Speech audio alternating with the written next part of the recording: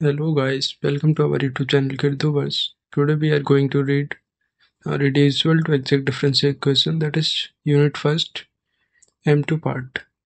So our aim is to get 1k views.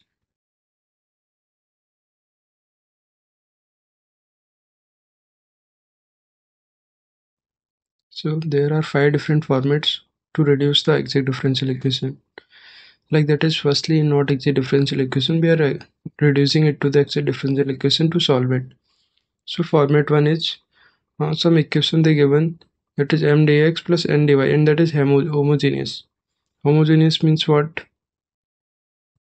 Homogeneous refers to the equation in which the variable's power will be equal, like something equation you take. So homogeneous equation is that equation in which the variable's power is same, like here both square to square. We can take cube, anything we can take that both will be same. That is known as homogeneous equation. So in such case like m dx plus n dy equal to 0, and that is homogeneous. That time the integrating factor if will be 1 over mx plus ny, which is the integrating factor we finding. So in any format we finding the if we finding, then if we multiplying with the equation, then we getting the exact differential equation. So here also if formula is 1 over mx plus ny. So here we mention after finding if we have to multiply original equation. Original equation about this. After this the equation forming is in the form of exact differential equation.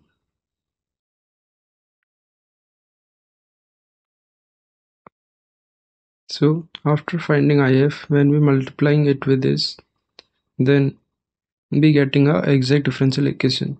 So after getting that exact differential equation, what we have to do? We have to solve like normal exact differential equation. So those steps are mentioned here. Firstly, what we're doing? Firstly, we're checking the dou m over dou y equal to dou n over dou x. This is the basic fundamental to check the exact differential equation, that it is exact or not exact. Second thing we're doing, we are integrating m dx, where we're taking y as a constant. Y is not variable. Only x terms will be here variable, and we are making its integral. Next, third one is we are taking integral in bracket n.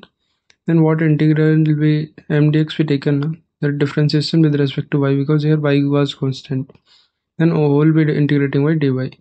So here x term will complete. Here x term is not going to be no more. X term complete. Only y term left. So lastly we have to put c or constant k equal to integral m dx, this equation, and this both. That will be our the